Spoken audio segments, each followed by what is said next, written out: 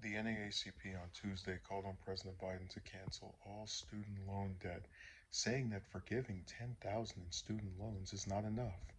In a statement on Tuesday, the organization's National Director of Youth and College, Wisdom Cole, said that student loan debt has become a racial and economic justice issue for Black Americans.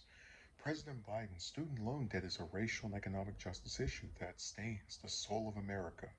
Cole said in a statement, with each and every repayment extension, you make a stronger case for canceling it. At this point, just cancel it. 50,000 is the bare minimum, Cole concluded. 10,000 is not enough.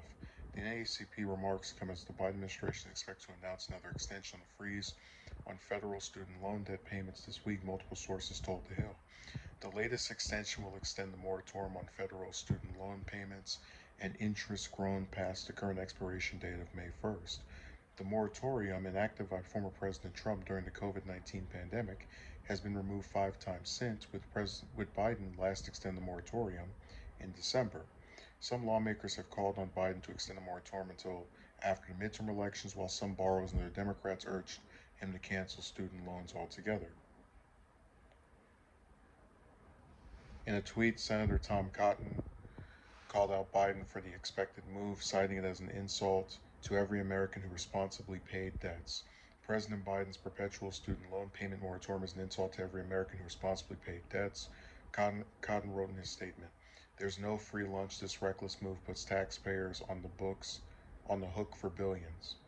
Um, so I would fall under the category of someone that paid their debts in a responsible manner because I don't have any student loans. And I don't feel insulted when people who took out either loans or grants, but loans, um, are forgiven for doing everything that they felt was in their power to assist them with getting this piece of paper that everyone told them would make their lives better if they just had it and did anything possible to acquire it. I don't feel insulted at all that he would um, give these people a break. I just, like I've said about this issue before, and I don't cover it as often because it doesn't really get updated too much.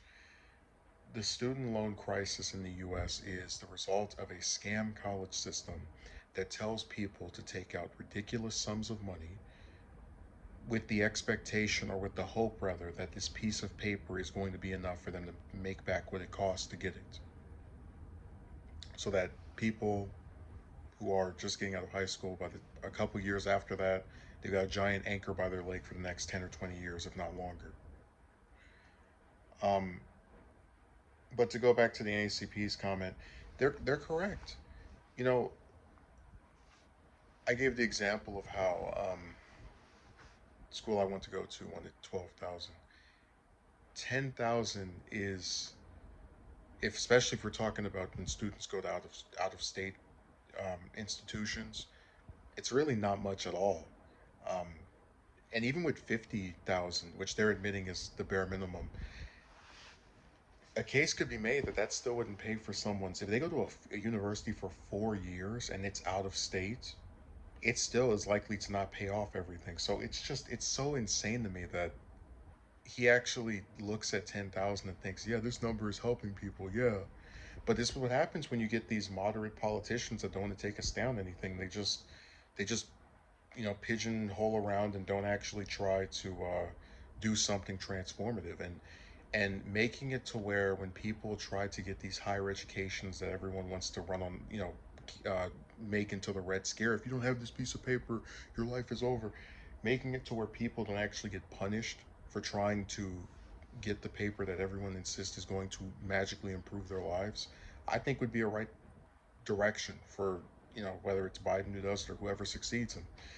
Um, but again, when you have lawmakers that twist stuff, if you have school for free, someone else will pay for it. It's like people pay for all kind of stuff with their taxes, and the now it's suddenly, and again, this statement has been made beautifully.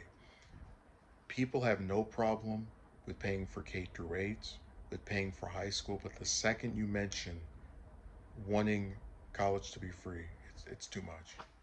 And that should tell you something about how screwed up and ridiculous and really stupid a lot of Americans are for even entertaining that is making any type of sense.